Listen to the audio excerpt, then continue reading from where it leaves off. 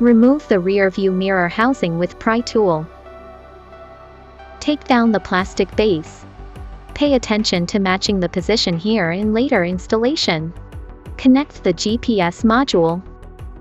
Connect the power cable.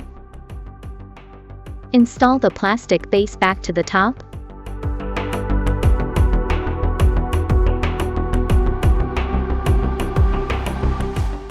Hide the wires. Tear off the 3mm tape.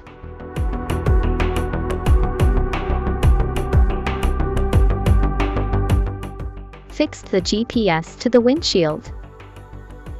Hide the wires here. Find the fuse box place. Pass the power cord through.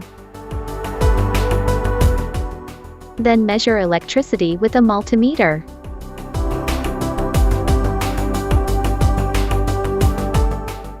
Sort out the cables and wrap it with nylon ties.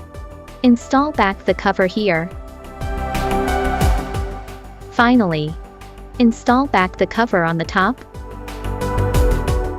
Start the car. The blue light is flashing. The Dashcam is installed. Finish.